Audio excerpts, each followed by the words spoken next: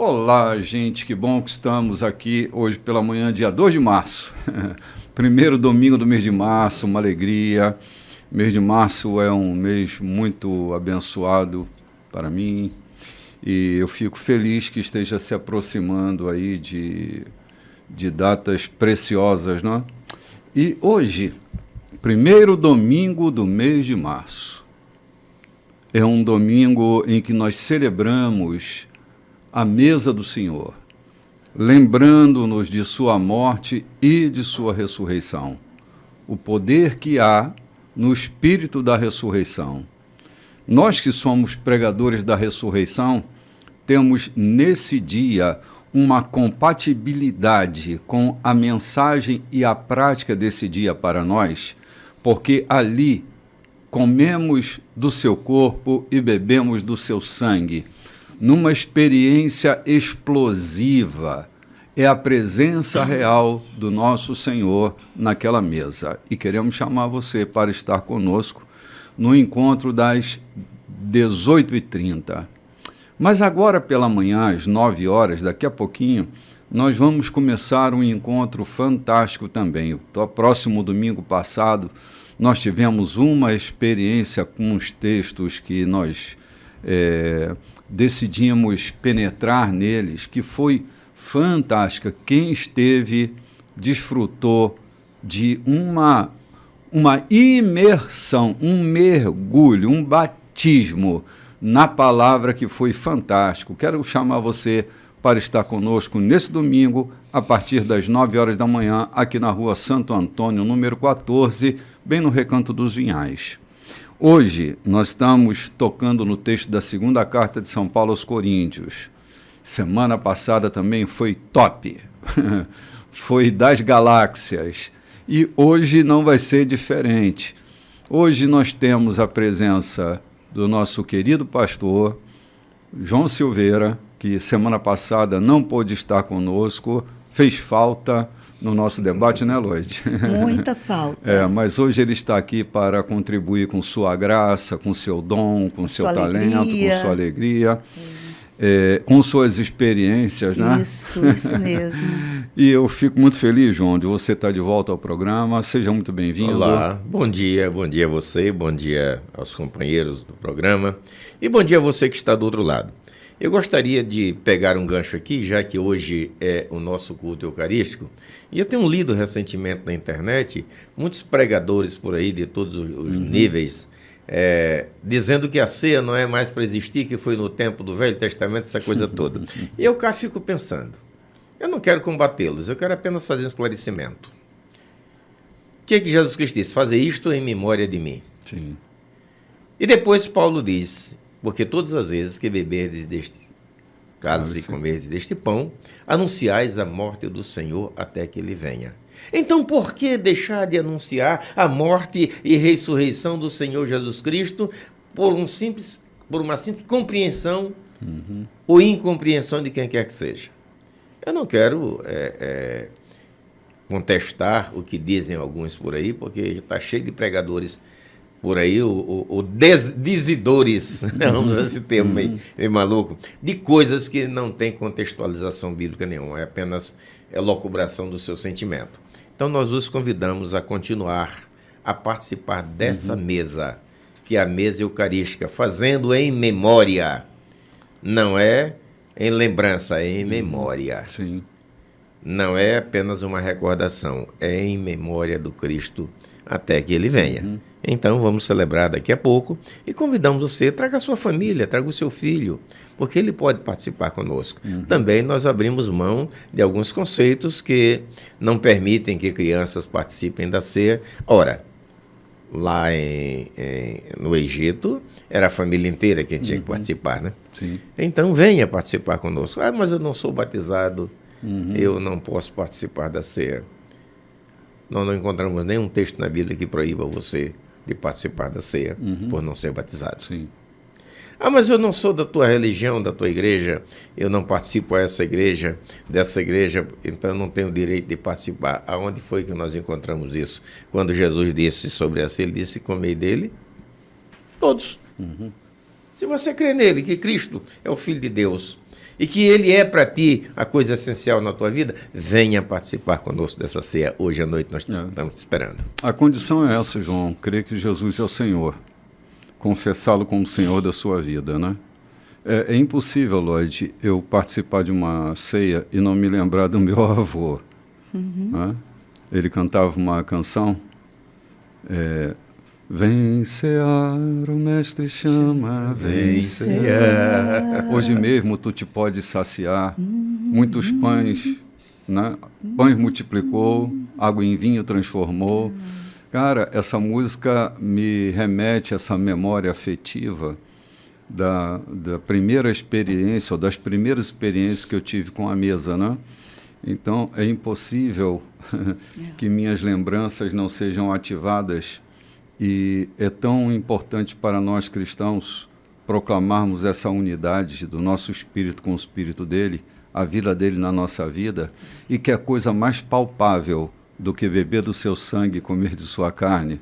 Não há palpabilidade tão grande, tão maior do que essa, né? O que o hino diz? Hoje mesmo tu te podes saciar. Saciar de quê? Isso me faz lembrar quando estávamos ainda na tenda, e um dia estávamos a tenda cheia e celebrando uma ceia, distribuindo a ceia, e chegou alguém que nós conhecemos, conheci na juventude, pessoa muito boa, e ele chega ali e o aspecto dele era quem estava chapado, mas era um cristão.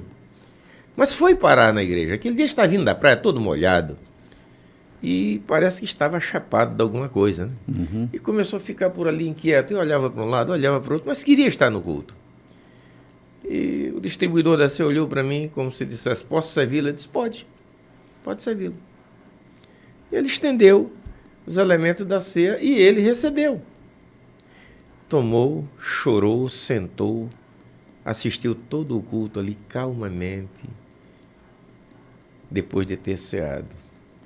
E aí eu lembrei do hino, o saciamento da tua angústia, saciou a tua inquietação. A presença de Cristo naquele elemento saciou a inquietação daquele homem, que ninguém sabe se ia sair dali para um suicídio ou qualquer coisa, cometer qualquer loucura. Bem ali, houve saciedade nele. O hino está certinho, hoje mesmo tu te pode saciar. Sim. A presença de Deus sacia a nossa alma. Vim também com minha querida amiga Lloyd Nogueira. Que bom que você está aqui. Muito obrigada, Bispo. Falando sobre a ceia, eu lembrei, a minha primeira ceia foi cheia de muito medo, muito zelo, muito temor, porque ainda era uma adolescente, eu não sabia muito bem o que eu estava fazendo, então eu tinha esse medo, né? Medo, o pecado, será que, né, que eu estou com pecado? Zelo desnecessário, muito zelo. Né? Hoje não, hoje a ceia é uma alegria participar dessa mesa. Meu Deus, zelo, né? Muito zelo, mas sem medo, justamente, com muito amor, com muita alegria, participando dessa mesa, desse banquete. É verdade. Isso. Então, hoje nós estamos aqui com o texto do capítulo 4 e vamos ler a partir do verso 13 e fazer nosso comentário, nossa nota de rodapé. Como nós lemos na semana passada, né? Sim. Notas de rodapé. Mas vamos lá. Vamos fazer a leitura do texto original, depois a gente vem com as notas de rodapé. Certo. Não há silêncio sobre essa questão em nossa vida. Assim como o salmista escreveu, "Cri, por isso falei", falamos daquilo em que cremos. E o que cremos é que aquele que ressuscitou, o Senhor Jesus, também nos ressuscitará e nos levará com vocês. Cada detalhe coopera para o progresso de vocês e para a glória de Deus. Mais e mais graça, mais e mais pessoas, mais e mais louvor. Ponto. Vamos parar por aqui só um instantinho. Que coisa tremenda essa, né? A palavra, ela está sempre no nosso coração, perto da boca. E cri, por isso falei, é que é impossível emudecer diante do impacto que o ressuscitado causa na nossa vida. Cristo, o ressuscitado. A presença de Cristo na nossa vida faz um barulho tão grande, faz um barulho tão grande que é impossível ficar calado diante desse barulho desse bom barulho, né? Não de um barulho de lata velha, mas de um bom barulho, de um trovão que rompe a nossa alma silenciosa. E falar daquilo que cremos é de uma responsabilidade muito grande, mas de um prazer muito grande também. É a experiência, João, que só tem um jeito dela sair, é pela boca. Tem mais jeito dela sair, desculpa. Eu estou aqui pensando sozinho. Cri e por isso falei. Criou Abraão e isso lhe foi imputado por justiça. Então vamos ver como é que Abraão falava disso. Um dia Abraão está no campo, trabalhando, administrando seus empregados, sua fazenda, e 5 reis combateram contra os 4 reis das cidades vizinhas. Foram chamar quem? Foram dizer para quem que havia sido saqueada aquela cidade? Para o homem que creu. E qual foi a fala dele? Juntar todos os seus servos, os seus servidores, os seus amigos que estavam por perto e sair na batalha. Uma forma de dizer, de falar. E foi e trouxe. Não precisou apresentar palavra nenhuma. Ele apenas trouxe. E aquilo é a forma de dizer. É nele que eu creio. Foi ele quem me fez trazer. Produz ação, né, João? Produz ação. Eu crer produz ação. A minha fala muitas vezes pode estar na minha ação, na minha atitude. Eu falava essa semana com a minha esposa sobre isso, falando sobre as traições, né? Disseram para Abraão, os reis lá de baixo vieram e saquearam a cidade daqui de cima e levaram presos os 4 reis teu amigo. Inclusive, entre eles foi o juiz teu sobrinho Ló, o traidor. Abraão não se ateve pela traição que Ló fez com ele na hora da escolha das Campinas, né? Mesmo assim, ele sai na direção, porque quem crê, quem tem no coração a verdade, crie e por isso falei. Quem tem no coração verdades do crer em Deus, não se melindra com uma desfeita, não se melindra com uma traição. A traição acontece, mas eu fui traído, não fui traidor. Então, se eu fui traído... É problema de quem traiu, né? O meu coração continua livre, é problema de quem traiu. Se eu for o traidor, o meu coração não tem liberdade. Mas se eu fui traído, o problema é de quem traiu. Eu continuo sendo eu. Eu continuo crendo nesse Deus que me fez crer, que me fez ver nele para crer. Cri e por isso falei. Muitas vezes a nossa fala está nas nossas ações. Sim. Nas nossas atitudes. Mas voltando àquilo, só confirmando aquilo que disseste. Como é que eu creio em Cristo e lá na repartição, eu digo que creio lá na repartição do meu trabalho, só sabem que eu sou crente porque por um dia, por acaso, eu descobri que eu tinha que sair dali e ir para a igreja, para uma reunião do conselho da igreja. Mas as minhas ações, as minhas atitudes, apesar de não serem... digamos assim, reprováveis dentro do ambiente em que eu trabalho, mas nunca foram de expansão. Eu vindo para cá, ouvindo um programa, a igreja, 100 anos de poder. E eu fiquei me perguntando, poder para quê? Se os seus líderes estão misturados com a política e trazendo escândalos tremendos, se não muda nada nas ações do governo, se não muda nada na inadimplência, não muda nada no sistema de viver, então que poder é esse? Onde está o poder com 100 anos acontecendo? Esse poder está armazenado aonde para fazer o que com ele? Se na sociedade ele não impacta a sociedade. Ele não impacta os governadores, os governantes para trazer medidas que sejam benéficas ao povo. Se não impacta a classe política que é acusada, a classe judicial, infelizmente, quantos magistrados estão aí suspensos por terem vendido sentenças, isso do nosso Estado ao vasto país. E esse evangelho está onde? Esse poder está onde? Que não impacta os poderes constituídos para fazerem o bem e simplesmente continuam a se venderem pelo vil metal. Onde está o poder? Eu estou com 100 anos de poder fazendo o quê? Armazenado? Se armazenar muito, ele vai explodir. Ele tem que ir chegando e saindo. O que o texto diz aqui? Crie. E por isso falei. Se eu falei é para todo mundo ouvir. A minha fala tem que ser uma fala para ser vista. E por que então eu estou cheio do poder e não falo? Talvez é porque não crio. Eu estou apenas com poder armazenado, mas não crio. Sim. João, uma vida cheia de poder é uma vida cheia de ações, não de muitos barulhos. Na nossa cultura de fé, se associa poder a barulho, né? Poder a barulho. Sim. E no que diz respeito ao poder do Espírito Santo, não é para produzir barulho, é para produzir transformação. Testemunho. Poder para mudanças. Mudanças reais, concretas, na vida das pessoas, no meio da sociedade, nas condutas éticas, morais. O poder se manifesta no dia a dia.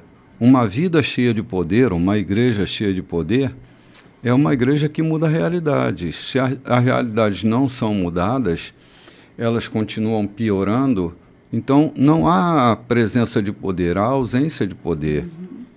Que poder é esse que não influencia positivamente as mudanças necessárias para uma vida melhor?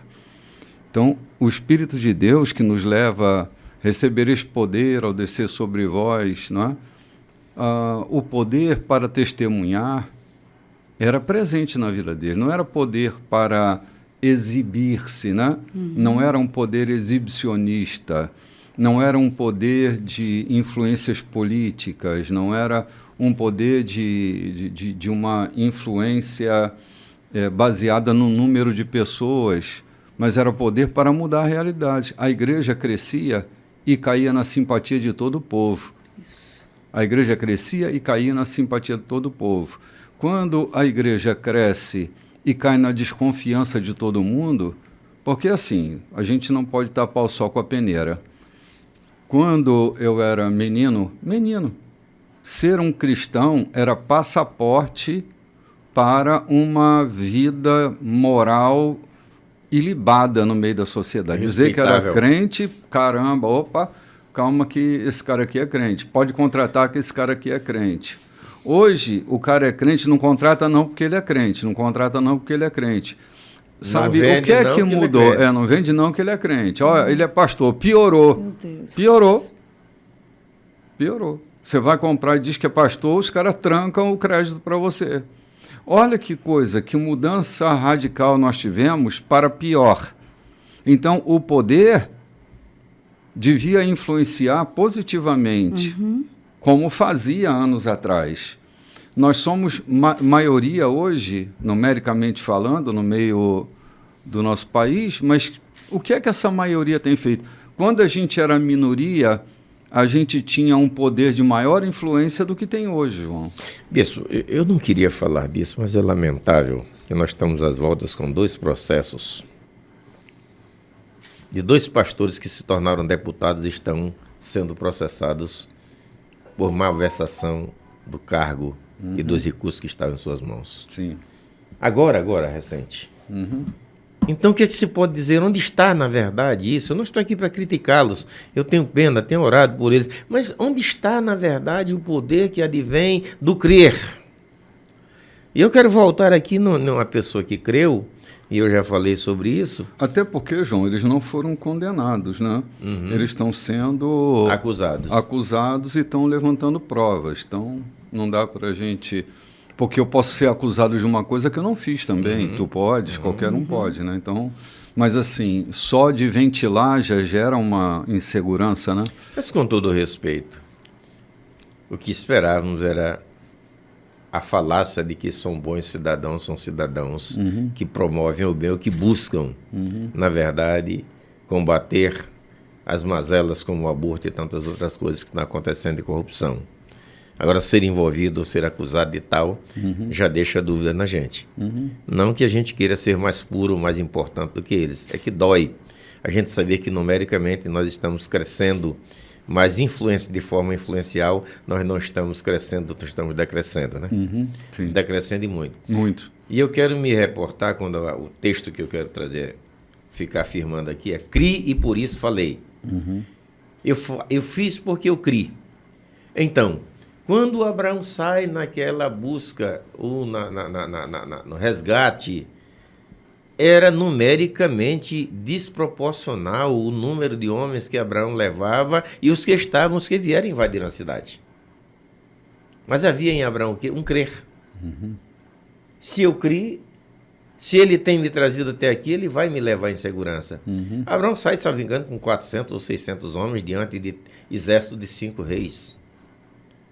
E o bonito disso, o lindo disso, é que falar sobre o que eu criei não deve me citar para a ganância de ser visto, de amealhar recurso, de ser bem pago por isso. Por quê? O que esse patriarca fez a hora que ele voltou? O que os reis amigos dele que foram resgatados disseram? Queremos apenas das nossas mulheres, as nossas famílias, você pode ficar com o resto de tudo que foi preso, que foi trazido. Qual foi a resposta dele? Não. Cada um pode levar o que é seu. Eu não fui socorrer por ganância. Eu fui socorrer por misericórdia. Eu criei naquele que me mandou fazer e fiz. Eu fui socorrer por misericórdia e não por ganância. Cada qual pode ficar com o que é seu. Tudo o que eu quero é que os meus também, os que me pertencem, tragam o que é seu. E pronto, se quiserem dar um agrado para eles, tudo bem. Os homens que foram comigo. Se quiser dar alguma coisa para ele, algum agrado, tudo bem, eu não vou impedir. Agora, cada qual pode levar o que é seu, porque nada disso é meu. Eu não posso querer me apossar daquilo que é vosso por conta do meu poder de ter feito. Então, eu vou falar. Eu sou um pregador itinerante, mas eu não vou cobrar. Estou falando hipoteticamente porque eu não sou, né? Me contratam, me convidam para pregar em Camboriú e eu vou para lá, mas eu vou à base de 20 mil reais, passagem, etc, etc. Eu valo 20 mil reais? Então... Não, a mensagem que eu carrego não tem preço, né? Ela é muito mais cara do que isso, ela não tem preço. Agora, eu me precificar, eu estou vivendo... É aquilo que eu falei também, pessoas que saem do vício, saem da droga, saem da loucura de onde estão enterrados e vão para as tribunas ganhar dinheiro com a maconha que vendiam antigamente, só com a notícia dela. Ele já não está mais traficando, mas está sobrevivendo, está ganhando dinheiro às custas dela e dos incautos irmãos que ouvem o seu testemunho, como se Deus fosse suficiente para salvar o mendigo que está na rua, mas não é suficiente para salvar o traficante que está lá na maloca.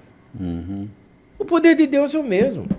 Com a mesma manifestação que ele salva o grande bandido, o Fernandinho Beiramar, o Camacho ou qualquer um outro, é o mesmo poder que salva aquele que está perto, que nunca bebeu, nunca fumou. Mas não, a gente valoriza. O dia que o Fernandinho Beiramar se converter, ele vai ser o ícone para o mundo. Ele vai às igrejas testemunhar, cercado de seguranças e de aplaudidores, porque Deus salvou Fernandinho Beiramar. Tem mais valor a alma dele do que daquele mendigo que está ali. A gente deu alguma coisa para ele, anunciou e ele se converteu. Crie e por isso falei. Eu vou falar porque eu crio, não porque eu tenho ganância com o que vão me pagar. Sim. Assim, o CRE não me torna um palestrinha, né? O CRE me torna um proclamador. Há um processo acontecendo, né?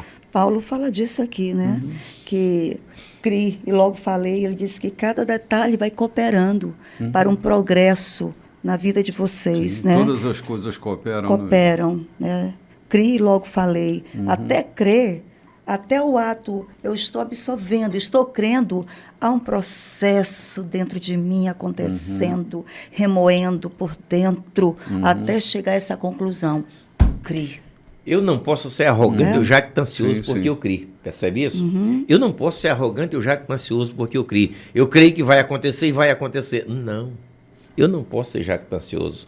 Eu não posso ser arrogante. E, infelizmente, há muita arrogância nisso. Eu creio que vai acontecer, então vai acontecer porque eu creio. E será que Deus está querendo fazer aquilo que você crê? Será que o seu crer não é a sua jactância e não a sua dependência de Deus? Às vezes eu não creio. Eu acredito, mas não creio. Né? É preciso que a gente saiba definir essas coisas. Talvez acreditar em alguma coisa possa me levar à jactância, à arrogância, à presunção, né? Isso. Porque quem crê passa pelo processo, né? É. E o processo nos coloca no nosso devido lugar. O processo foi o que nós lemos também, Paulo escrevendo aos Coríntios, né? De ressignificar aquilo que me limita naquilo que me aperfeiçoa, né? Então, Isso. o crer tem esses movimentos importantes para a fé. Vamos tomar um cafezinho, gente? A gente volta já já. Olá, gente, de volta para o bloco 2 da nossa programação. Acabamos de ouvir Paulo falando para nós: todas as coisas cooperam para o bem daqueles que amam a Deus e são chamados segundo o seu propósito. Esse texto sempre esteve presente nas meditações e no pensamento, principalmente quando alguma coisa difícil está acontecendo, quando algo insuportável começa a surgir. Eu me lembro de que todas as coisas cooperam, né? Todas são todas. Todas são todas. Olha o que ele vai dizer no verso 16, Lloyd. Portanto, não estamos desistindo. Sim. Como poderíamos? Ainda que por fora pareça que tudo está se acabando, por dentro, onde Deus está criando uma nova vida, não há um só dia em que sua graça reveladora não se manifeste. Os tempos difíceis nada são comparados com os bons tempos que estão por vir. A celebração sem fim preparada para nós. Há muito mais do que podemos ver. As coisas que agora vemos estão aqui hoje, mas desaparecerão amanhã. Mas as coisas que não vemos agora irão durar para sempre. Caramba. Há coisas que acontecem na nossa vida, não? Que pelo lado de fora, na dimensão do meu homem exterior, parece ter tudo se arruinado. Mas por dentro, no nosso homem interior, Deus está criando uma fortaleza. Ninguém se agiganta interiormente se não passar por esses treinamentos, por essas etapas que parece que a gente vai sucumbir, parece que a gente vai se acabar. O que a gente nem percebe é que Deus está criando um repertório. Ele está acrescentando recursos no nosso homem interior. Está criando uma condição de nós nos tornarmos recomendáveis para as situações da vida. A gente se torna recomendável quando a estrutura do nosso homem interior ela é sólida, é consistente, quando ela como é que eu diria? Quando ela é previsível. É muito difícil você lidar com gente imprevisível. Quando passa por uma situação, você está crendo que ela vai estar de pé, ela desaba completamente. Isso não gera consistência para se tornar recomendável. Quando Paulo diz que quando as coisas ruins estão acontecendo pelo lado de fora, quando tudo cai, quando o homem exterior é abalado, o que a gente parece não estar vendo, mas a gente precisa prestar atenção, é que o nosso homem interior está ganhando recurso, está sendo amadurecido, está ganhando consistência e firmeza. Por isso não dá para a gente desanimar. Nós não vamos desanimar, não. Como poderíamos desanimar se nós conhecemos o processo? Eu tenho repetido muitas vezes, cara, mas eu acho que é para a gente abrir o olho, que só é capaz de suportar o processo quem é capaz de processar. Se eu não processo, o processo não é compreendido. Então, eu tenho que fazer processamento. Se o homem exterior está desabando, eu tenho que fazer processamento e entender que o meu homem interior está se agigantando, está ganhando corpo.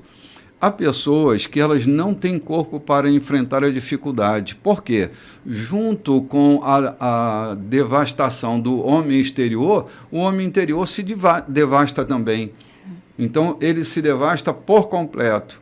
Mas se eu estou compreendendo que Deus está no comando e meu homem interior está apegado por fé na conduta divina na minha vida, esse homem interior vai crescer, vai suportar, não vai desabar diante das tempestades, vai ficar de pé, vai permanecer. Quando vier a próxima oportunidade, ele está preparado. Tem gente que tem uma inteligência brutal, um coeficiente de inteligência lá nos topos, João, mas o seu coeficiente emocional é um fracasso, porque não conseguiu ganhar corpo no seu homem interior, não conseguiu ganhar consistência. Então, enfrenta uma dificuldade e não tem corpo para esse enfrentamento. Não está sabendo lidar com as desconstruções, né? As desconstruções que Deus está fazendo, né? Nesse processo que está acontecendo. Sim. Para quê? Para uma nova edificação, para uma nova construção que virá nesse homem interior, né? Mais solidificada, né? Mais firme, mais confiável. Aí, quando olharmos para trás, né? Vamos olhar e dizer, olha de onde eu vim.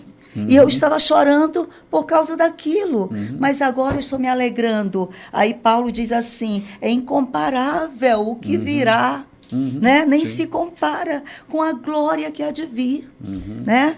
Então, processos que nos agigantam, nos metem medo muitas vezes, mas o que virá através desses processos é incomparável. Para mim, tudo o que tem se dito, que se tem comentado no restante do capítulo, tem a ver com o que Paulo expressa no versículo 13. Paulo reafirma uma expressão de Davi. Então, não há robustez nenhuma em quem não crê. Tudo está resumido numa palavra, crer. O crer, o que é que diz a fé? O que é que diz Paulo sobre a fé? A fé é o firme fundamento daquilo que você não vê. Ou seja, você está pisando no vazio, mas a fé está te dizendo que embaixo dos teus pés há uma firmeza, há um alicerce para você construir, para você caminhar. Ele está dizendo que é a certeza daquilo que mesmo ainda não tendo se visto, mas vai acontecer. Então, eu vou voltar novamente para o personagem chamado Abraão. 400 homens, sei lá, 600, não estou bem certo, diante de exército de 5 reis. Não é para um jactancioso, não é para um arrogante. Os homens de Abraão não eram treinados militarmente. Eram homens que trabalhavam na sua fazenda, cuidavam do seu gado e dos seus bens. Mas havia uma consistência, que é isso que Paulo está dizendo. Ainda que o meu homem exterior se corrompa, mas o interior se reveste de força, ou seja, o meu crer, quem sustenta, quem robustece o meu homem interior é a minha forma de crer naquilo que eu creio. Então, se eu creio em Deus, eu dei a Ele a minha devoção, a minha fé, de que eu creio naquilo que Ele me disse, eu tenho certeza que vai acontecer. É aí o que Paulo vem dizendo. Ainda que o meu exterior, que eu me desmanche todo, mas lá dentro há alguma coisa dizendo para mim, eu vou conseguir, eu vou superar, porque eu criei, e por isso eu falei. Ainda que as coisas desmanchem em volta, mas há uma certeza, um combustível que me dá certeza de que tudo vai passar, porque eu criei. Então, não é o mérito meu. Ele me chamou para crer. Não foi eu quem criei, eu não fui espontaneamente crer. Quando Abraão é chamado por Deus para crer, mesmo o livro de Hebreus dizendo que Abraão creu e isso lhe foi imputado como justiça, não foi Abraão quem buscou a Deus. Foi? Não, foi Deus quem buscou Abraão para crer. Foi Deus quem chamou Abraão e disse, olha Abraão, eu sou o Deus Todo-Poderoso, andando na minha presença, ser perfeito. E Abraão creu nisso. Deus nos chama para crer. Ele abre a nossa visão, o nosso coração para crer. Não somos nós o protagonista dessa situação. Todavia, Ele nos dá a oportunidade. E se nós crermos nele, quem crê em mim, como diz as Escrituras, rios de água viva fluirão do seu interior. Então, rios de água viva, olha, as águas não podem brotar de uma lagoa estagnada. É só de alguma coisa que está fluindo, está crescendo. A água só brota de um rio que está tendo nascente. Então, se nós crermos, para mim, a palavra-chave do texto aqui é crer. Sim. E entender, João, quem crê entende que todas as coisas cooperam para o bem daqueles que amam a Deus, né? Quem crê tem substância suficiente para entender que mesmo quando o homem interior está sendo destruído, arruinado, né? Bombardeado, há um homem interior que está se agigantando, né? Isso mesmo. Que está se tornando confiável. Eu me lembro daquela grande tempestade que o Moisés enfrenta, as nuvens escuras, né? Quando Deus diz para ele, quando você descer de lá, e todos achavam que ele tinha morrido, por isso o bezerro de ouro, né? Por isso o bezerro de ouro. Quando ele desce de lá, na subida Deus diz, quando você descer de lá, a tua palavra será lei para eles. O que você disser, eles vão acreditar. Porque é isso que acontece quando a gente passa por dias de nuvens escuras e sai de lá vivo e com o rosto brilhando. As pessoas param para nos ouvir. A nossa palavra se torna lei para a vida deles. Eles sabem que podem confiar, porque nós sobrevivemos aqueles dias de nuvens escuras. Não é? Nossa vida se torna um modelo, Sim. né? Uma inspiração. Senão, o que acontece, cara, é que a gente acaba se tornando uma igreja do bezerro de ouro, que não suporta a pressão e vai criar bezerro de ouro. Não suporta nuvens escuras, vai criar uma igreja do bezerro de ouro. Né? Na nuvem escura, o Senhor estava lá. Está falando de nuvem escura, eu fico pensando aqui no ambiente que Moisés subiu para aquela montanha, relâmpago e trovões tremendos. É para bambear as pernas de qualquer covarde, de quem não crê, de quem vê apenas, ou de quem crê aqui apenas no que vê. Não, Deus, eu não vou subir aí não, porque o tempo está chuvoso demais. É trovão e relâmpago. Está arriscado para mim fazer isso. Não, calma isso para eu poder subir. Não, Moisés subiu ao monte no momento em que relampejava muito e trovejava muito. O momento não era propício para o sentimento humano. Só era propício para quem crê de fato. Para quem sabe para onde está indo. Quem sabe para onde está indo não tem medo do caminho. Só tem medo do caminho quem não sabe para onde vai. Quem está indo sem saber para onde vai. Então Moisés estava subindo para encontrar-se com Deus. Talvez tenha sido na vida de Moisés o momento mais tenebroso. Relâmpago e trovão em cima de um monte. Um monte fumegava, né? E o monte saindo fumaça. Que cenário, tem ambiente pior do que esse. Para crer. Para crer. Sim, era o cenário da possível reprovação. Por que vão correr para o bezerro de ouro? Porque Moisés foi reprovado. Olha o que está acontecendo em cima da montanha. Esse cara já morreu, foi fulminado por Deus lá em cima. Foi reprovado. Vamos fazer aqui o bezerro de ouro. Então, assim, líderes que não são capazes de passar pela experiência das nuvens escuras são líderes que criam igreja de bezerro de ouro. Desculpe aqui a minha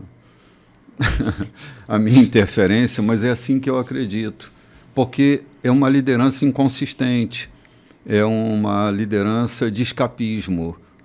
Um líder que enfrenta dias de nuvens escuras, quando o seu homem exterior está sendo destruído, vai crescendo dentro dele um homem interior forte, saudável, agigantado, pelas mãos daquele que nos esculpe, pelas mãos daquele que constrói a nossa vida. Então, assim, eu sempre confio em gente que passou por dificuldade. Ele sabe o que é uma dificuldade. Assim, quando uma pessoa se levanta de uma queda, me interessa muito saber dessa história. Porque não é comum, as pessoas passam por uma queda e ficam prostradas, né? E quando eu vejo alguém que passou por uma queda e conseguiu se levantar, me interessa saber o que aconteceu e por que é que ele fez esse movimento, entendeu? Eu vou voltar aqui ao Velho Testamento novamente, trazer personagens que creram, né? Um dia alguém pergunta para Davi, O que te faz crer que tu é capaz de vencer esse gigante? O que te faz afirmar que tu é capaz de fazer? Porque eu já experimentei. Então, o que é que ele diz para o gigante? Tu vens a mim em nome do teu Deus, com tuas armaduras, eu vou em ti em nome de quem eu creio. E parece que a coisa ficou só aí, porque a gente se encanta com a história do gigante, Davi. Davi chega um dia em Ziclag, na terra onde estavam as suas famílias, de uma batalha de vários dias, todo mundo cansado e com fome, e quando chega, acha a cidade devastada, arrasada, Davi chora com seus homens, até não ter mais forças. Quem é que tem força para ir correr atrás ainda de exército invasor? Não tinha força humana. Vê aí, vem. Ainda que o meu exterior se corrompa, se deteriore, mas lá dentro de mim há uma força dizendo, eu vou conseguir. Não é uma teimosia, mas é a persistência da fé que está lá dentro. Davi chega na sua cidade e encontra devastada. Roubaram tudo, levaram as mulheres, levaram as crianças. Dele e dos seus amigos, e ele já cansado de guerra, já não tinham força nenhuma, é tanto que a metade ficaram pelo caminho. Ele disse, não, nós vamos resgatar o que é nosso, vamos correr atrás. E saiu com seus homens, metade ficou pelo caminho, mas metade foi e conseguiram sucesso. Não foi por conta da valentia deles exterior, mas por conta da confiança que ele tanto levava em si, quanto embutiu naqueles que o seguiram. Amém. O profeta Abacuque Eu também criei, exemplo, por isso falei. Né? Nós vamos. O profeta Abacuque, pastor João, também é um grande exemplo, que ele diz que ainda que a figueira não floresça, ainda que eu olhe para o meu campo e não veja as plantações, não veja o gado, as ovelhas, porque já levaram, né? Os inimigos deram cabo de tudo, saquearam tudo, eu continuarei crendo no meu Senhor. Eu não vou me abater. Não vou me abater. Deixe o meu semblante alegre, porque essa é só uma tempestade. Agora a gente vê tudo essas coisas, tudo na Bíblia. Nós dizemos que somos cristãos, que somos seguidores desse autor dessa Bíblia. E quando o negócio bate, a gente se desmancha todo, tanto por dentro quanto por fora. Então, é a clareza de que nós estamos apenas sendo religiosos. Nós apenas somos religiosos, cumpridores de regras religiosas, porque para que a gente dê testemunho, fale daquilo que creu, é necessário que a gente se mantenha firme diante de circunstâncias que queiram nos abater. E aí vem de novo Davi dizendo, ainda que o meu pai e a minha mãe me abandonem, eu continuo confiando nele porque ele me acolhe. É assim, é que a fé nos leva a uma experiência, né? Não adianta... É um ponto importante, mas não adianta eu crer na historicidade de Jesus, intelectualmente compreender a operação do resgate, mas se eu não tiver passado pela experiência do resgate, se eu não for um resgatado, eu posso ser um bom historiador, mas a minha experiência... Porque há coisas que não basta eu compreender o fenômeno, eu tenho que passar por ele, eu tenho que experienciar o fenômeno. Novo nascimento, eu posso compreender didaticamente como é que funciona. Meio, sim. E um término, um fim. Sim, mas se eu não tiver experimentado isso, ou experienciado, passar pela experiência, estar dentro da experiência, há insuficiência, porque não é uma questão do intelecto. Não. Meu espírito não foi afetado, meu intelecto sim. Meu homem interior não. Meu homem exterior compreende, mas meu homem interior não foi impactado. Então, a experiência que a fé nos proporciona, eu sei que Deus supre as necessidades. Sabe por quê? Porque eu já tive necessidade e Ele supriu minhas necessidades. Ainda que seja glorioso eu acreditar na experiência do outro, isso é muito legal, é muito importante, Mas eu sei, com minha própria experiência, que Deus supre, que Deus responde à oração. Porque eu participei desse movimento. Eu sei que Deus cura, não é porque alguém me disse que Ele cura, que já seria muito legal. Mas eu sei que Deus cura porque Deus me curou. Eu vi Deus curando, eu senti Deus curando. Eu sou um salvo não é porque eu acredito numa doutrina, é porque eu passei pela experiência da qual a doutrina anuncia. Eu não fui salvo por uma doutrina, eu fui salvo por uma experiência. A divina semente me fez nascer de novo. Amém. Eu sou produto de uma palavra que me fecundou. Amém. Eu passei pelo fenômeno da fecundação. Então, eu não sei só compreendendo intelectualmente, teologicamente, porque há verdades que estão, às vezes, na gente, que são verdades teológicas, falando da experiência com a Bíblia, né? Há verdades teológicas, que eu acredito no fenômeno, mas a outra é a verdade experiencial, a verdade que eu imergi nela, eu fui batizado nela, eu tive a experiência dela. É outro reflexo.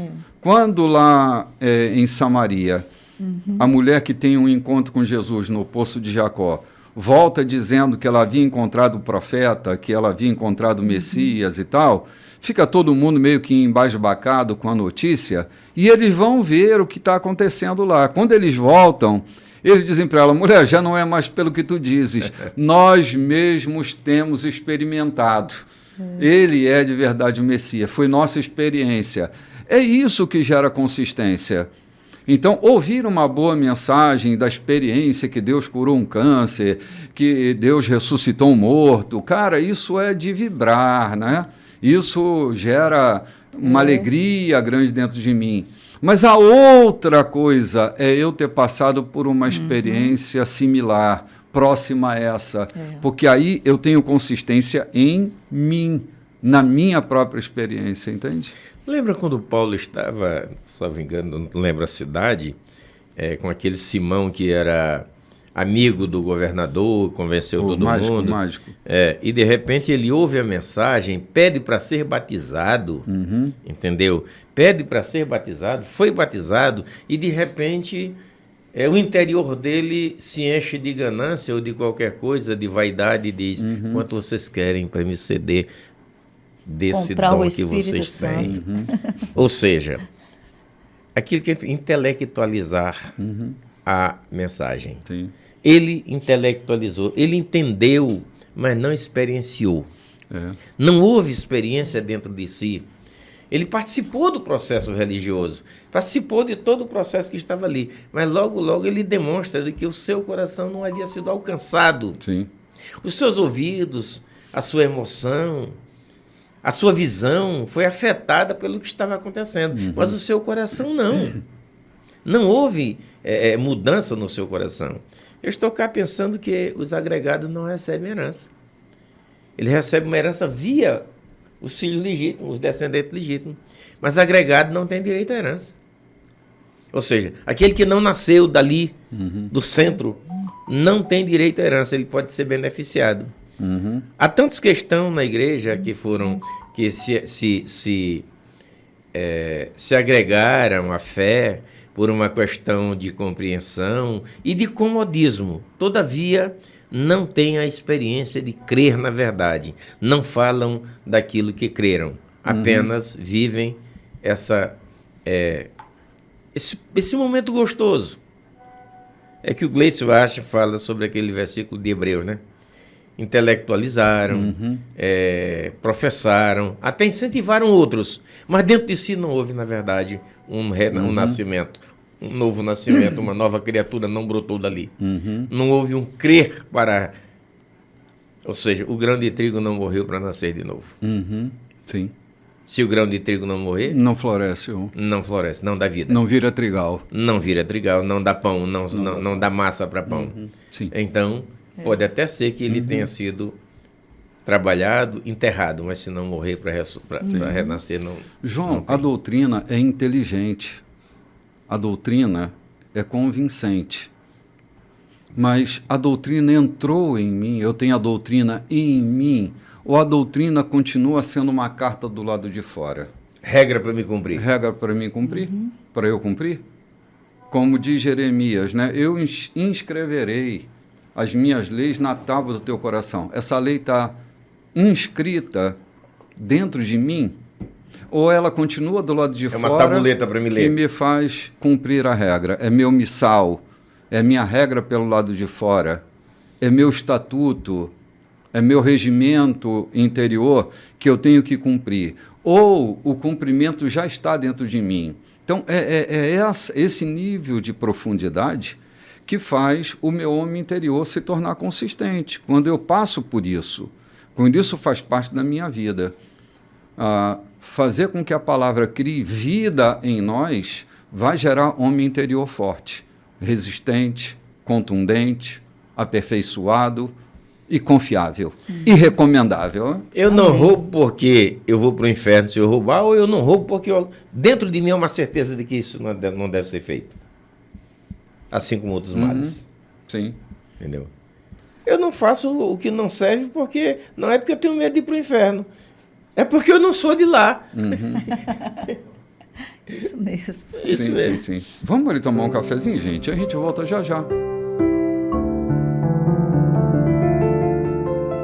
Olá, gente. Passando aqui para lembrar que nós já estamos no terceiro bloco da nossa programação, indo agora para o capítulo 5 da segunda carta de São Paulo aos Coríntios.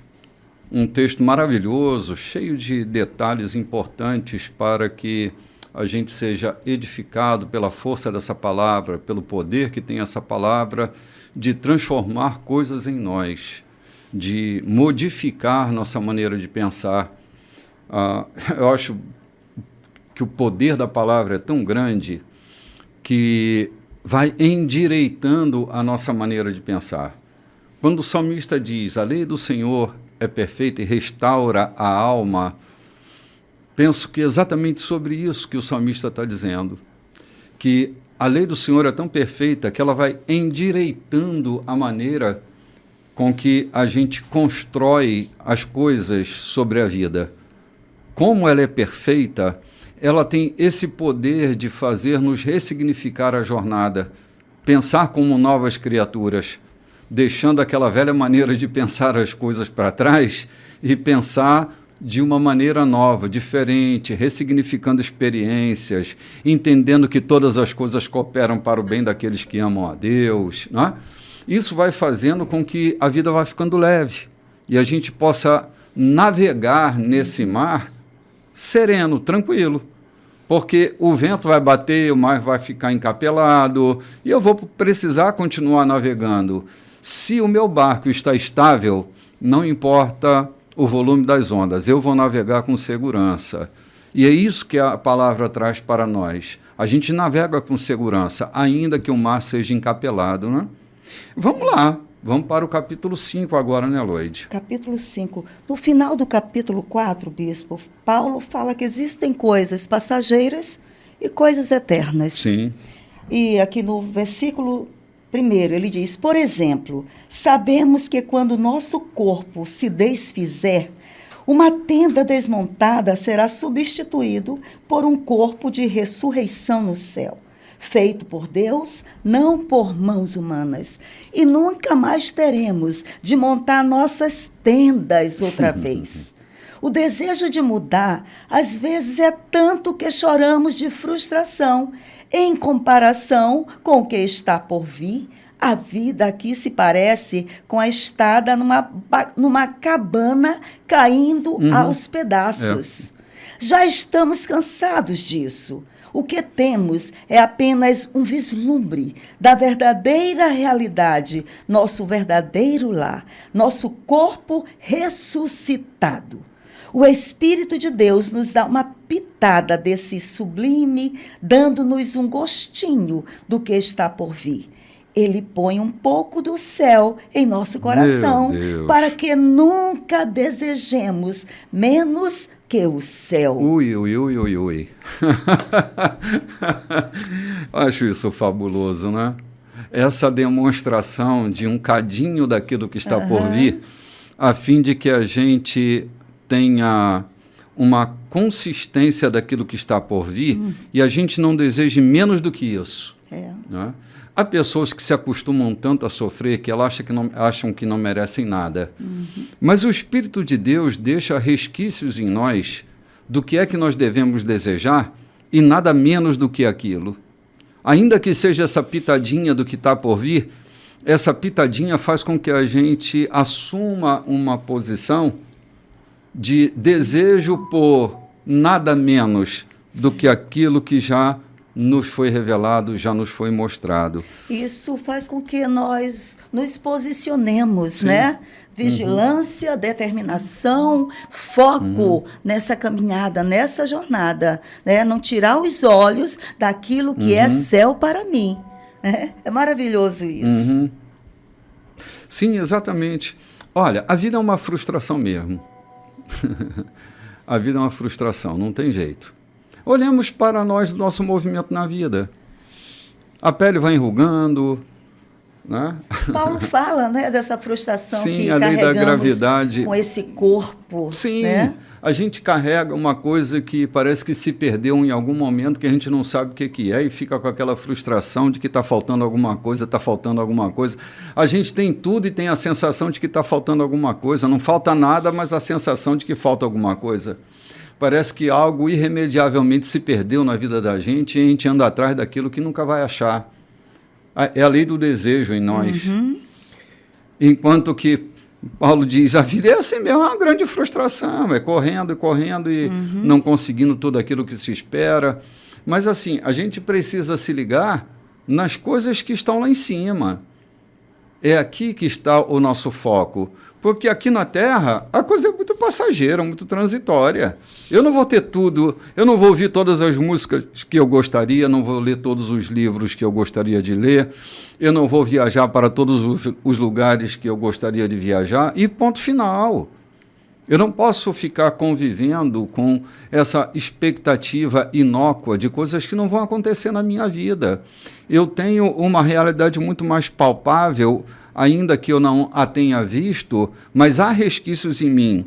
Quando ele diz que Deus colocou, ele põe um pouco do céu em nossos corações para que nunca desejemos nada menos que o céu. É a eternidade Sim. dentro de nós, né, bispo? Sim, exatamente. Exatamente. É o que Salomão disse lá no livro de Eclesiastes.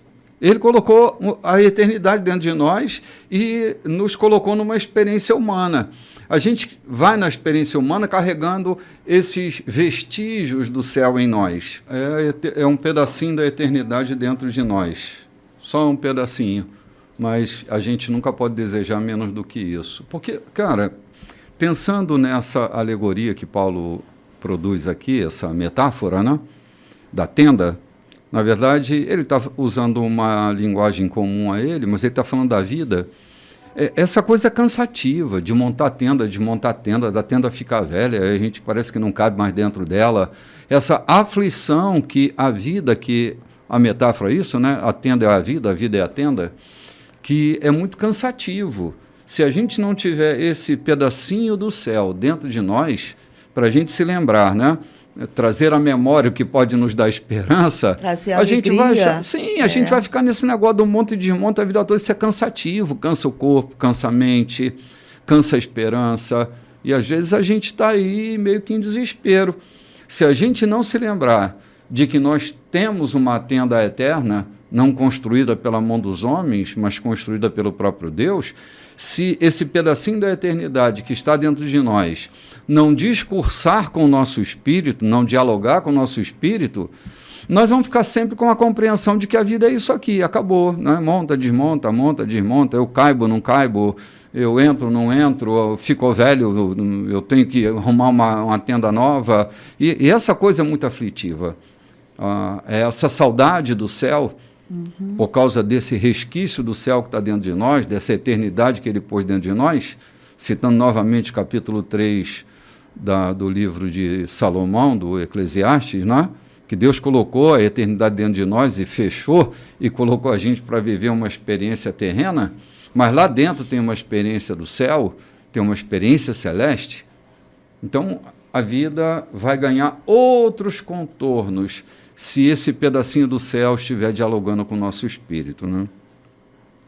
Pois bem, essa é a minha concepção do texto, né? Versículo 8, bispo. Sim. É por isso que vivemos alegres. Vocês não ficarão vendo as coisas de cabeça baixa.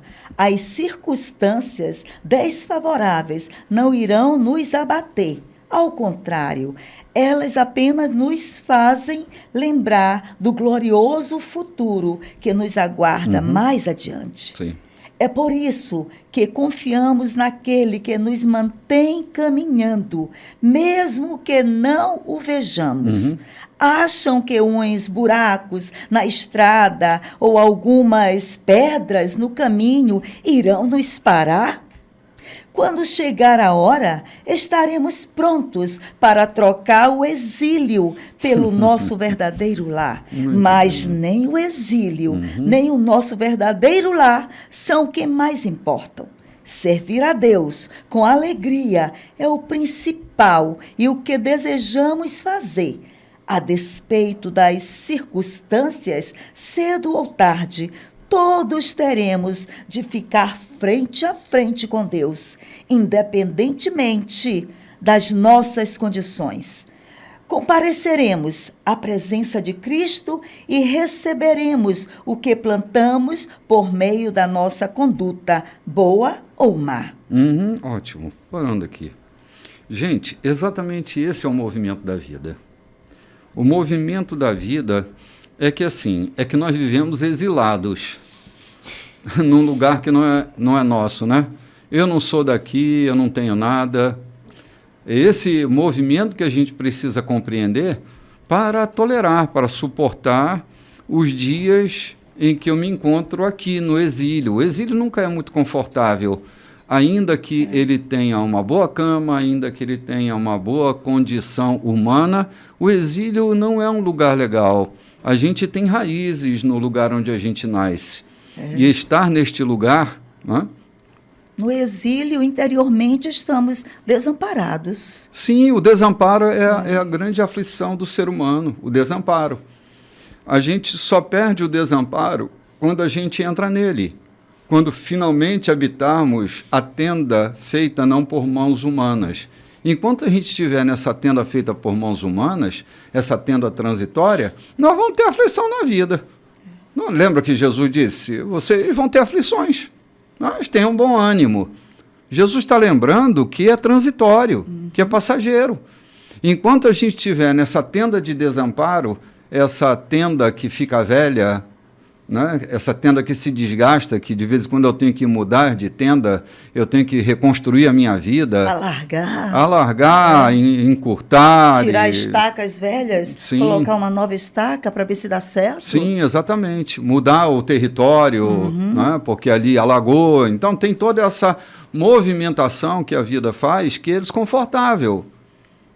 Mas a gente tem que ter em mente que nós temos... Por que Paulo diz... Se a minha esperança em Cristo se limita apenas a esta vida, eu sou o mais infeliz de todos os homens.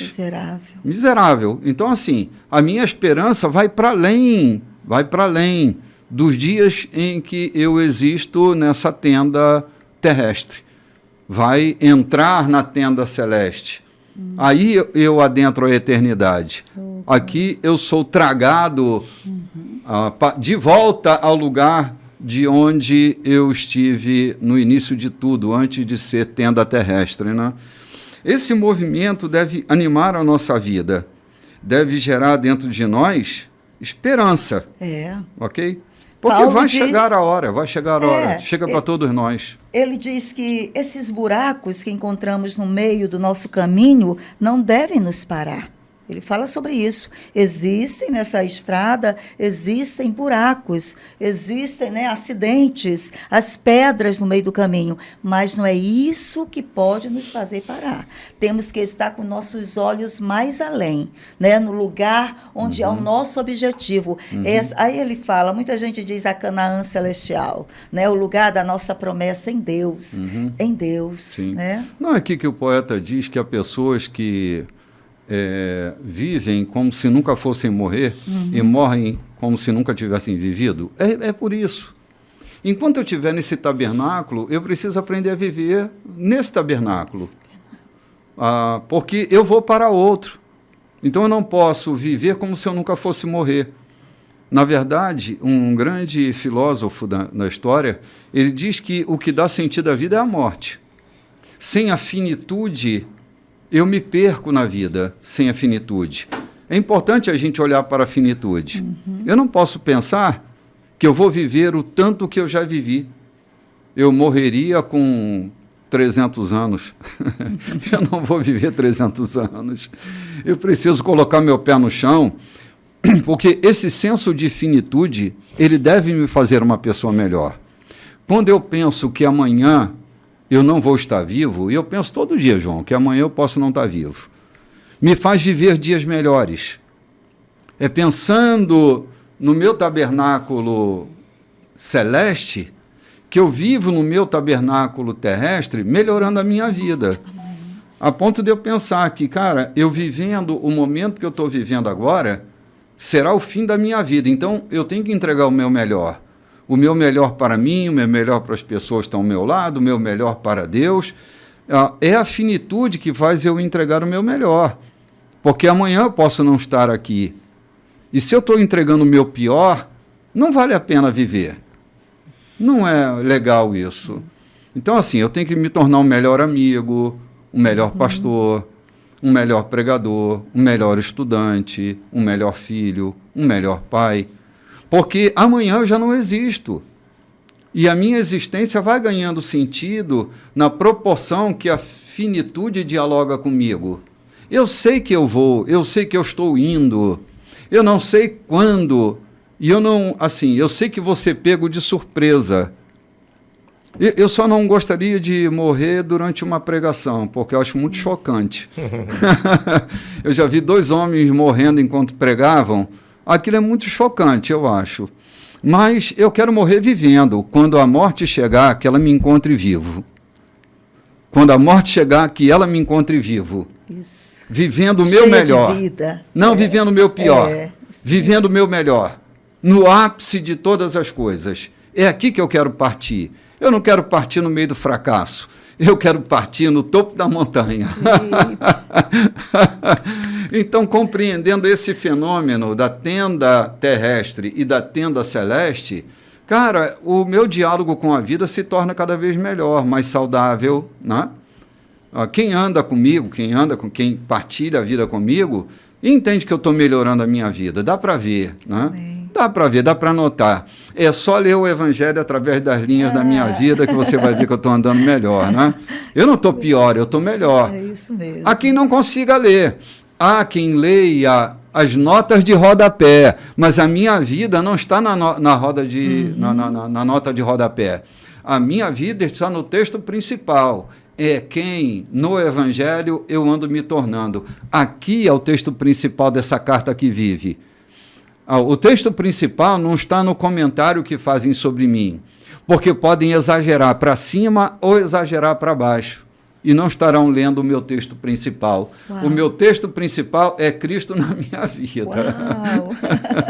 Nota de rodapé, você pode até ler, mas ela não está falando exatamente, é opinião de alguém, não é isso? Quando eu pego a Bíblia Scofield para ler e vejo aqueles comentários, é o comentador que está comentando alguma coisa sobre o texto original. Interferências.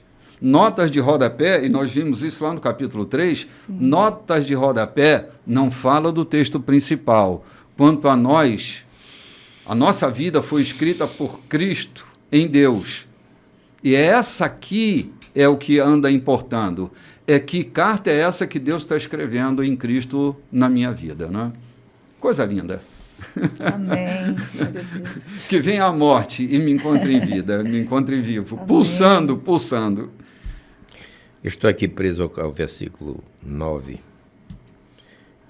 quando Paulo abre um parênteses para dizer aos irmãos de Corinto: mas temos confiança e desejamos pois que muito desejamos ser-lhe agradável, quer presente ou quer ausente. Vocês já habitaram com pessoas que preferem ser indesejáveis? Sim. Uhum. Responder grosseiramente? Sim. Se tornar indesejável, mas mostrar a sua autoridade, mostrar o seu poder e não as suas virtudes. E Paulo, nós já percebemos aqui, já lemos no decorrer da carta anterior, na carta que estamos à mão, já no capítulo 5, Paulo traz uma série de doutrinas, de exortações, de recomendações, de repreensões ao povo da igreja de Corinto, mas no versículo 9 ele diz assim: porque por muito nós desejamos ser-lhe agradáveis, ou estando com vocês, ou estando ausente. Eu quero que vocês lembrem de nós como alguém que esteve no meio de vocês, como alguém que cuida de vocês, como alguém que trata de vocês, como alguém que seja agradável, como alguém de que vocês sintam saudade. Uhum. Alguém que vocês tenham uma lembrança agradável. Uhum. Se eu não for mais ver vocês, mas o que eu quero deixar na memória de vocês não é apenas a doutrina que eu vos tenho passado, mas também a minha imagem seja agradável a vocês. Vocês me vejam como alguém, mesmo distante, que traga saudade a vocês. Porque é muito difícil você conviver com um pastor que não tem amabilidade, que prefere ser o estilo de ser autoritário, arrogante, pretensioso, austero, né? Austero. E Paulo está dizendo aqui aos Coríntios: em tudo nós desejamos ser agradável a vocês. Não é que sejamos bajuladores. Não é isso, irmão. Mas que sejamos amáveis sem perder o foco da doutrina, sem perder o foco da orientação, da repreensão quando necessário for. Eu estou lidando com o fato, me ligaram, me chamaram para resolver um problema, e eu perguntei para minha esposa: e cadê o pastor de lá? E ela disse: será que ele não resolve o problema para não ofender A ou B? No meio da questão, que são todos da igreja. Eu disse: o pastor não tem que viver dessa forma, ele tem que ser autêntico no que tem que fazer, embora sem ser desrespeitoso, sem ser maltratador, sem ter partidarismo. Tem que ter o Espírito de Deus para fazer isso. Sim. Na verdade. Tem que fazer sob a égide do Espírito Santo. Mas não precisa ser grosseiro, estúpido, jactancioso, prepotente, estúpido. E este exemplo de Paulo me chamou muita atenção, porque por muito desejamos também ser desagradáveis, quer presente ou quer ausente. Isso é lindo. Sim. Isso é agradável. Sim. Ver de Paulo aquele cara durão, aquele cara que muitas vezes ninguém tiveram medo de se aproximar dele, achando que é um cara de ferro. E ele cuidadosamente diz: eu quero ser agradável a vocês. Nós desejamos ter de vocês o carinho, na verdade, além do respeito, o carinho, a confiança, a agradabilidade. Sim. Há pessoas, João, que a gente gostaria tanto de estar do nosso lado durante o dia todo, né? Que a gente pudesse partilhar daquela presença, né? É que Deus coloca a graça em uns para outros, né? E caminhar ao lado de alguém que tem graça, que faz a vida ficar mais leve, alguém que faz com que a gente tremule na vida, que a gente vibre na vida, pessoas que carregam o Espírito de Cristo nelas, isso ressignifica a jornada de qualquer um. Estar do lado de gente desagradável é muito desconfortável, como disse o pastor João ainda há pouquinho.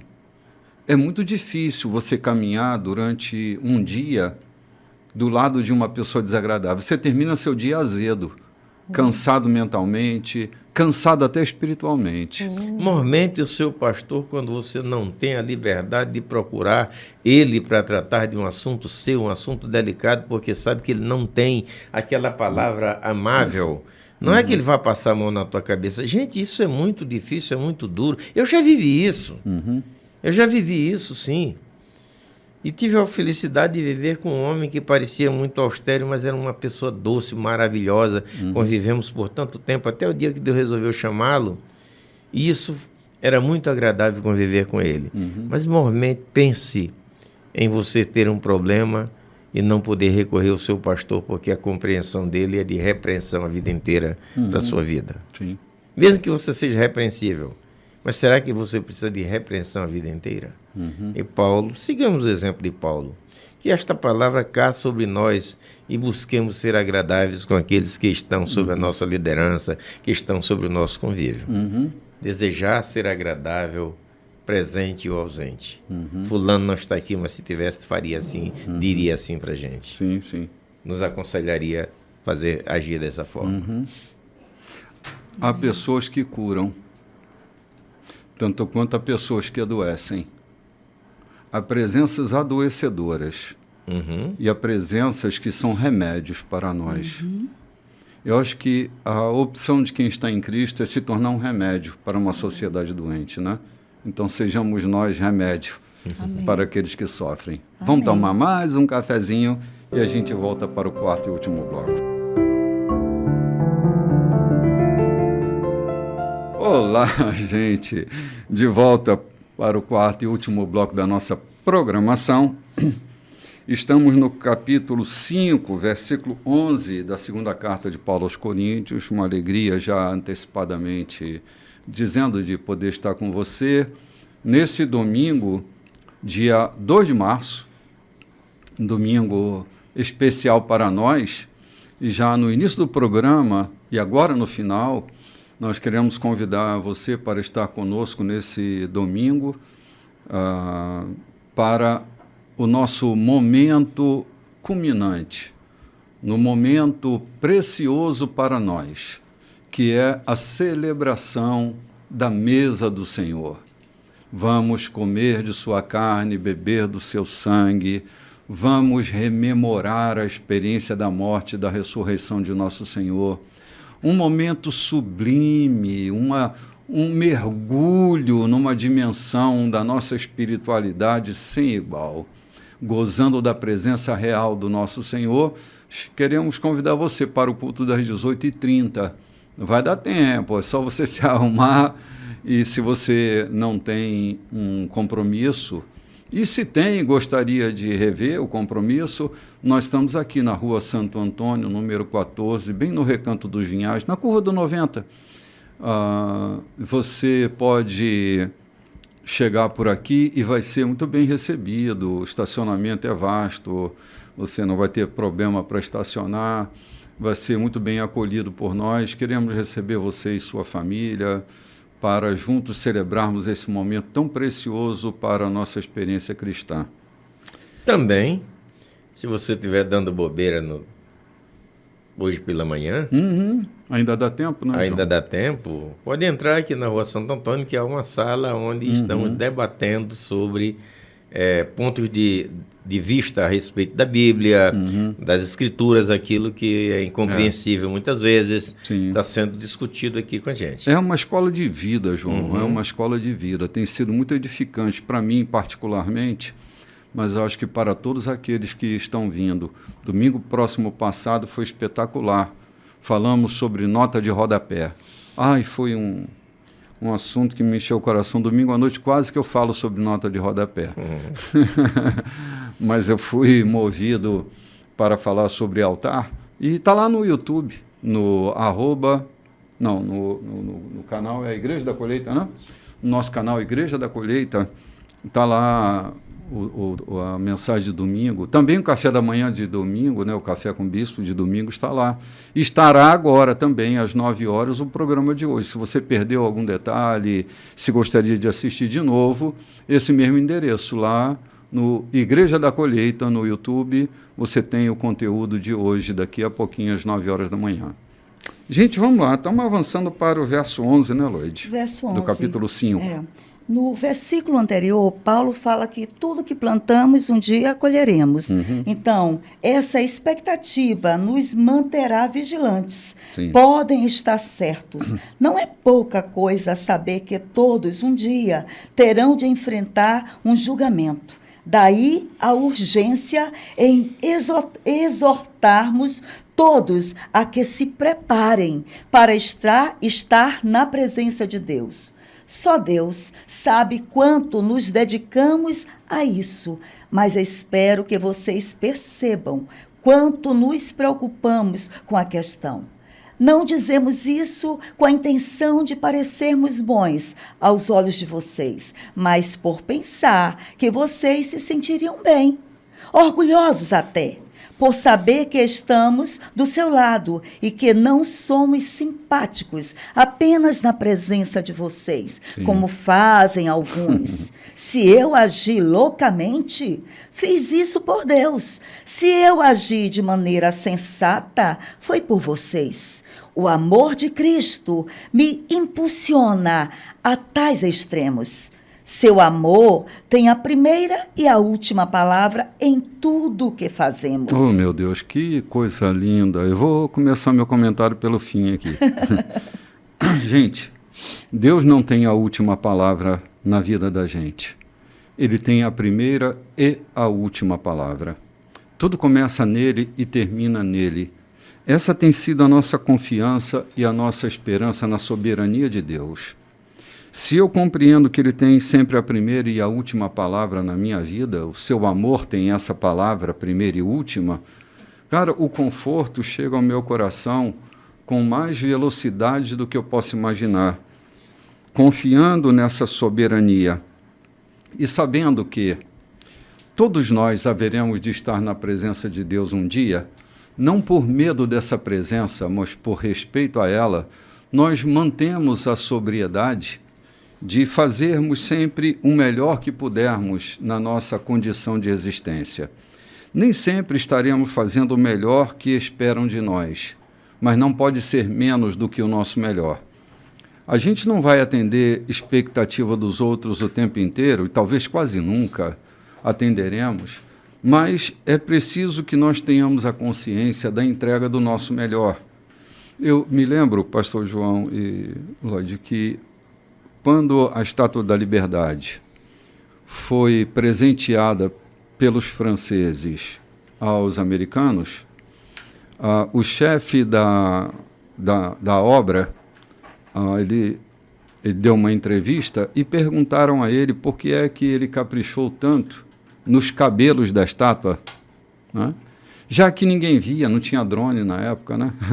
Ninguém via, ninguém iria perceber, porque está lá em cima, no topo da cabeça da estátua, né? E ele disse, ninguém via, mas eu estaria vendo, eu estaria percebendo. Não é uma questão de fazer o melhor para que os outros vejam. Na entrega do meu melhor é porque eu estou vendo, sei que posso fazer melhor. Então nunca entregue nada além ou aquém do seu melhor. Isso gera importância para as coisas que eu estou fazendo. Isso aumenta o meu nível de importância para a vida e para a minha conduta nela. Não exatamente porque eu vou ser julgado pelo bem e pelo mal que eu faço, mas porque eu sou do bem. Se eu sou do bem, o meu fruto não é do mal, o meu fruto é do bem. Não porque haverá um julgamento exatamente, não por medo desse julgamento, mas pela minha própria conduta que sou do bem, nasci para o bem, nasci para as boas obras. As boas obras que eu faço não é por uma obrigação de fazer, mas pela natureza de fazer. Amém. As boas obras, elas não são uma moeda de troca para o favor de Deus. Se haverá volta ou não, não é mais importante do que eu fazer boas obras. Faço porque está em mim fazer boas obras. Eu fiquei lembrando lá no nosso sítio, nós temos várias mangueiras, né? Uhum. Umas dão manga azeda, outras dão manga doce, manga grande, manga pequena, umas ficam bem amarelinhas. E eu estou pensando exatamente nisso agora. Não importa se é os búfalos que partem por lá, os cavalos que comem, ou se sou eu quem vou apanhá-las e comer. Mas a sua apresentação tem a mesma performance. É a natureza dela, né? É a natureza dela, exatamente, de dar. Se é para o cavalo ela cair e o búfalo comer, ou então apodrecer lá, não faz diferença. Ela põe a manga com a mesma natureza, como se eu fosse apanhar com a vara cuidadosamente e trazer para casa. Sim. E eu fico pensando, é a natureza dela. Ela não pode dar manga azeda, eu não vou conseguir colher manga azeda numa mangueira que é a sua natureza de colocar manga doce. Então, como cristãos, aí eu lembro da questão do Alexandre, né? Mude de atitude ou mude de nome, né? Sim. Já citei isso aqui várias vezes. Um homem que tem o nome de Alexandre não pode ser um covarde, um fracassado. Quem leva o nome de cristão não pode produzir mau fruto. O que Jesus Cristo diz? Pode a mesma fonte da água salgada e água doce? Então, a nossa natureza de cristãos, de redimidos, de alcançados, de renascidos em Cristo, não pode ser igual a daqueles que não conhecem a Cristo. Não pode ser igual àqueles que não foram regenerados nele. A nossa natureza tem que ser exatamente para as boas obras. Sim. Nós nascemos para as boas obras. Nós nascemos para as boas obras. E boas obras não é dar sopa para quem está, simplesmente dar sopa para quem está debaixo da ponte. Ou dar uma esmola para alguém que está no sinaleiro. Boas obras é fazer tudo o que fazemos de boa qualidade. Para nós ou para os outros. Para Deus ou para o próximo. Fazer com excelência, de qualidade. Sim. Ao darmos, precisamos dar com alegria e não por constrangimento, ou entendendo simplesmente a necessidade do outro. O que nos deve mover para dar as coisas às pessoas não é simplesmente a necessidade do outro, mas a generosidade que há em nós. Sim. Há uma carta de recomendação, João, de Paulo, a uma igreja, que ele diz assim: recebam-no como se ao Senhor tivessem recebendo. Eu acho que é isso que a gente precisa enxergar, porque as boas obras têm a ver com isso, né?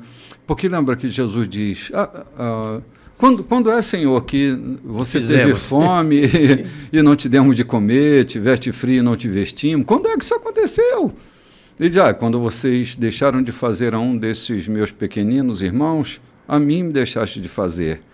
Enxergar o sagrado no outro é a chave das nossas boas obras. Eu fico lembrando aqui, às vezes estou com a minha esposa no comércio, e chega alguém, um pedinte, alguém necessitado, ou mesmo na nossa casa. Chega alguém, aí ela olha para mim e começa, Jesus chegou, chegou. É uma canção do Francisco Raimundo. Jesus chegou, né? Aí ela olha assim para mim, ela olha para o necessitado e começa a cantar, Jesus chegou. Ou seja, para a gente despertar que não é aquela pessoa simplesmente, mas aquele que está em nós, que jorra para aquele que tem necessidade. Não devemos fazer as coisas por comiseração. A comiseração é quando a miséria do outro te obriga a fazer, te constrange a fazer, né?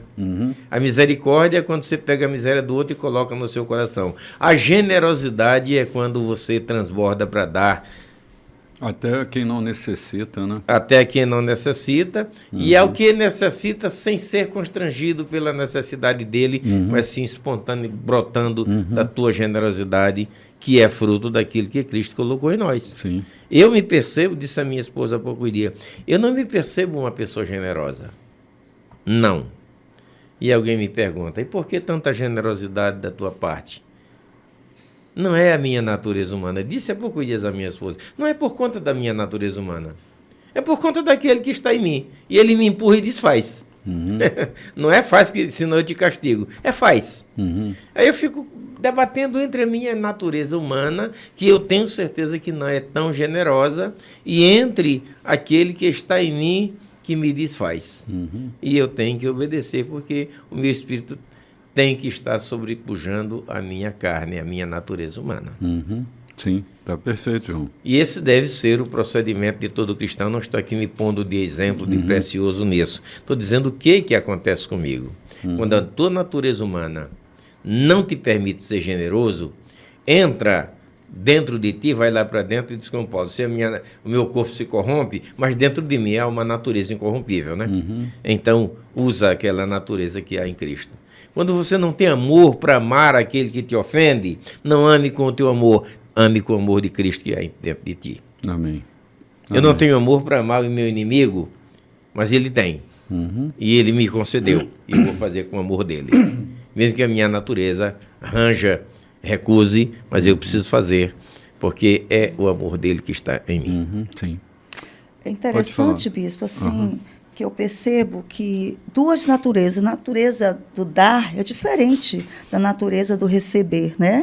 E Paulo, ele sempre está preocupado com a natureza de quem vai receber. Já prestou atenção? Sim. Ele sempre diz, receba com alegria, tipo assim, espero que vocês não se sintam feridos com a doação, com a oferta. Então, nem sempre a natureza... Não é igual, é diferente. São lugares diferentes, onde eu dou e onde eu recebo. Muitas vezes o lugar onde recebo é um lugar, às vezes, de orgulho. Não é precisa, não. Não era preciso comprar esse presente. Para quê? Te preocupou com isso? Por quê?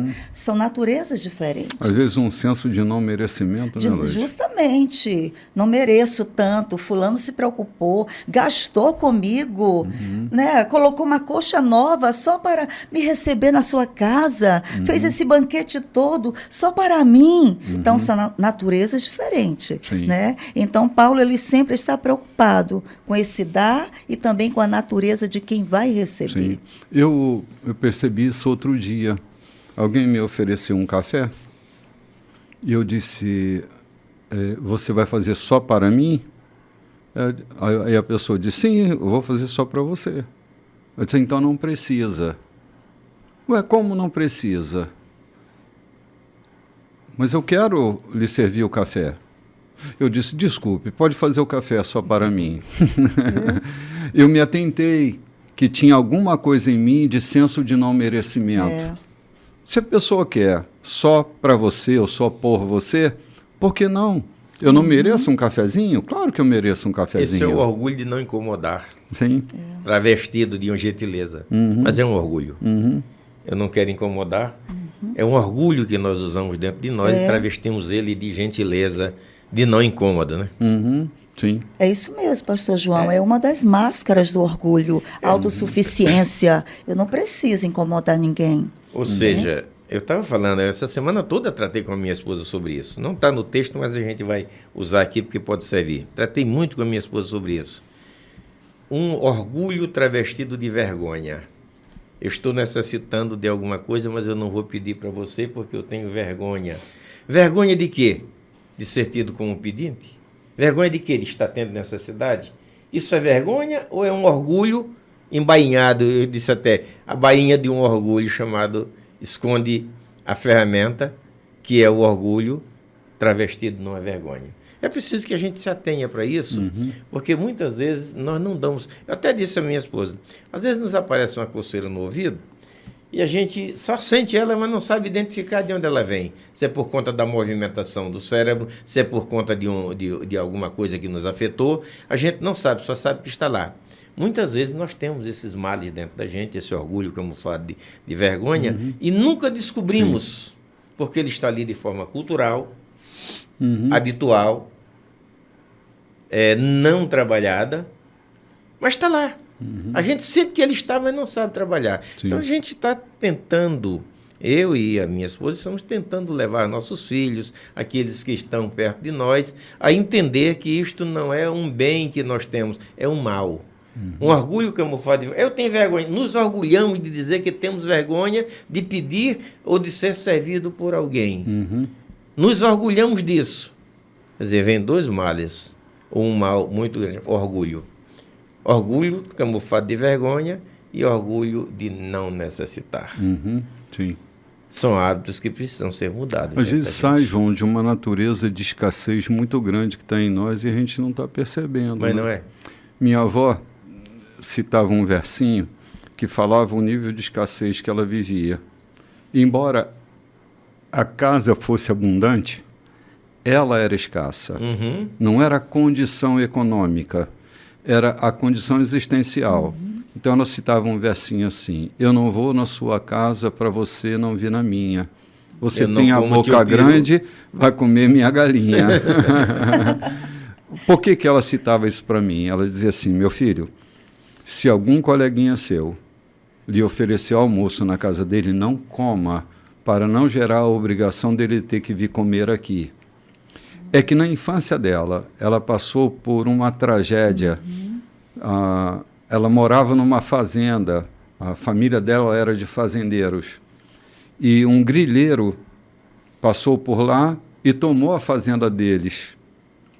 E eles viveram dias de terrível escassez, de fome. Então, tudo que entrava era muito cultuado como chegou. Então, assim, não vamos dividir nada com ninguém. Né? Não vamos dividir nada com ninguém. Então, a escassez ficou dentro dela. Aquela criança escassa entrou na vida adulta e envelhecida dela. Então, o versinho dizia respeito à escassez dela. Muitas vezes a gente não quer receber o favor por causa da escassez que está dentro da gente. A gente se vê tão escasso e a gente não quer ter que retribuir. Na verdade, o favor não gera dívida, mas a gente que é escasso se sente endividado com o favor do outro.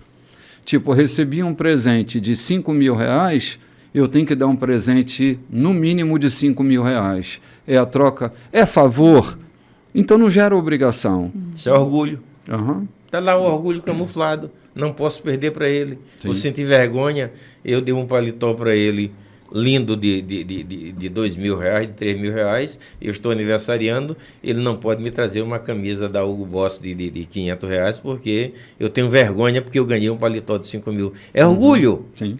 Orgulho cultural. Nós temos esses orgulhos que são culturais na nossa vida. Sim. Culturais da família, culturais do âmbito, do meio onde vivemos, até da igreja em que convivemos. Sim. Adquirimos culturas dessa natureza. É preciso estarmos atentos, aproveitando o restante do programa, para a gente usar e entender bem isso, porque também nós precisamos administrar esse tipo de vida. Orgulho camuflado de vergonha. Orgulho camuflado de reciprocidade, mas tudo é orgulho. E o orgulho, ele é pecado na nossa vida porque ele é prejudicial. Sim. E prejudica muito mesmo, né? O orgulho, ele tira a consciência, né?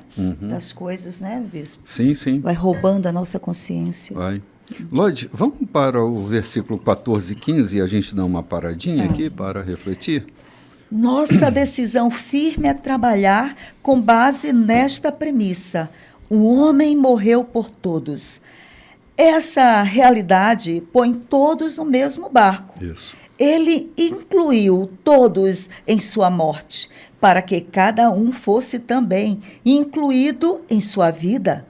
Uma vida ressurreta, incomparavelmente melhor que qualquer outra já vivida. Sim. Por causa dessa decisão, não julgamos ninguém pelo que possui ou pela aparência.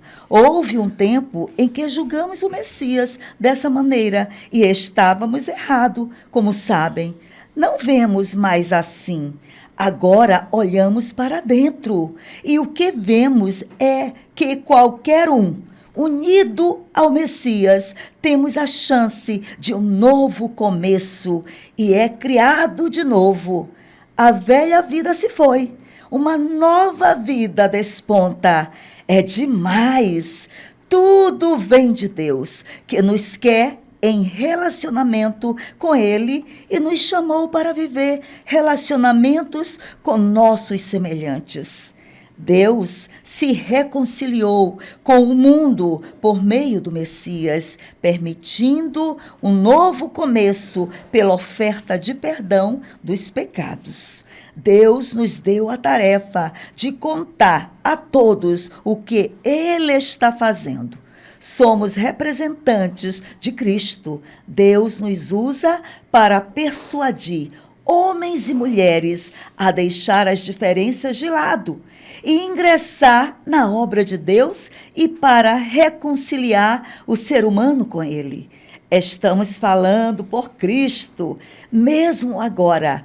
Tornem-se amigos de Deus. Ele já é amigo de vocês. Como pode? Vocês perguntam. Em Cristo, eu respondo. Deus o considerou culpado.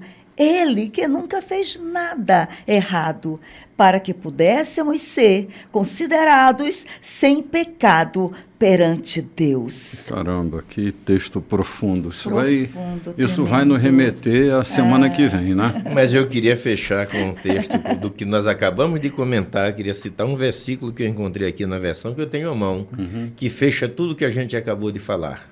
A natureza humana sendo subjugada à natureza de Cristo. Versículo 17. Assim que, se alguém está em Cristo, nova criatura é. As coisas velhas já passaram e tudo se fez novo. Gente, é preciso a gente deixar tudo se fazer novo. Às vezes a gente fica ainda com mania de coisa velha, né? Carregando coisa velha para o futuro. Não, coisa velha precisa ficar para trás. Essas coisas velhas da velha criatura precisam ser deixadas para trás. Você é uma nova criatura, chamada para um relacionamento com Deus e um relacionamento com o próximo. O que Deus quer não é fazer de nós bons religiosos, mas ter um bom relacionamento conosco, né? Glória a Deus. E com Ele. E com Ele, uns com os outros e com Ele. Então, shalom para vocês, esperamos vocês para o culto de celebração de Cristo hoje à noite. Sim, a partir das 18h30, aqui na rua Santo Antônio, número 14, no Recanto dos Vinhais. Forte abraço, feliz domingo para todos, que a graça de Deus inunde seu coração. Espero que nossa nota de rodapé tenha lhe feito bem essa manhã, porque quanto a nós estamos nos sentindo bem e felizes em Cristo Jesus. Amém. Até mais, gente. Até o próximo domingo. Amém.